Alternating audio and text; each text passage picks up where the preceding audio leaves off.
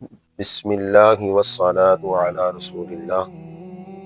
قرآن مجید میں اللہ رب العزت نے فرمایا انما المؤمنون اخوۃ فاصلحوا بین اخویکم، مومن آپس میں بھائی بھائی ہیں، بس اپنے بھائیوں کے درمیان صلح کرواؤ۔ اسی طرح آقا علیہ الصلوۃ والسلام کی حدیث مبارکہ ہے، آپ نے فرمایا مومنوں کی باہمی محبت، رحم اور شفقت کی مثال ایک جسم کی طرح ہے، جب اس کا ایک عضو بیمار ہوتا ہے تو سارا جسم بے قابی اور بخار میں مبتلا ہو جاتا ہے۔ اور دوسری حدیث مبارکہ میں حضور سرور کائنات صلی اللہ علیہ وسلم نے فرمایا المؤمن للمؤمن کالبنیان یشد بعضہ بعضا، کہ مومن مومن کے لیے ایک عمارت کی طرح ہے جس کا ایک حصہ دوسرے کو مضبوط بناتا ہے۔ پھر آپ نے اپنی انگلیاں داخل کر کے وہ مثال بیان فرمائی کہ اس طرح تو مسلمان آپس میں بھائی بھائی ہیں۔ بقول اقبال ایک ہو مسلم حرم کی پاسبانی کے لیے، نیل کے ساحل سے لے کر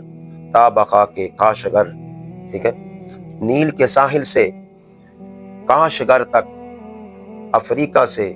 ترکی تک، اور دنیا کے کونے کونے میں جہاں بھی مسلمان بستے ہیں، وہ کسی قوم، کسی رنگ، کسی نسل سے بھی تعلق رکھتا ہو، وہ مسلمان ہونے کے ناطے ایک ایسا رشتہ رکھتے ہیں جو کبھی ٹوٹ نہیں سکتا۔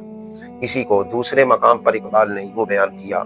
بتان رنگ و خون کو توڑ کر ملت میں گم ہو جا، نہ تو رانی رہے باقی، نہ ایرانی نہ افغانی، یعنی تو ساری اپنی رنگ و نسل کی پہچانے ان کو بلا کر ملت اسلامیہ میں گم ہو جا اور مسلمان تو ایک ہو جا۔ اگر مسلمان آپس میں لڑیں گے، گتھم گتھا ہوں گے،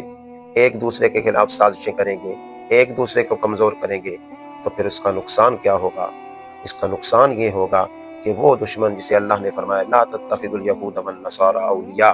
کہ یہود و نصارہ کو اپنا دوست مت بناؤ، اولیاء بعضهم اولیاء، وہ تو ایک دوسرے کے دوست ہیں، تو پھر وہ دشمن جو ہے اپنے ناپاک عزائم کے اندر کامیاب ہو جائے گا۔ اس لیے ہمیں چاہیے یہ ہے کہ ایسی چیز پروموٹ کریں اور ایسی چیز آگے لوگوں تک پہنچائیں جو ملت اسلامیہ کے اتحاد کا سبب بنے، نہ کہ انتشار کا سبب بنے۔ اللہ تعالی ہم سب کا حامی و ناصر۔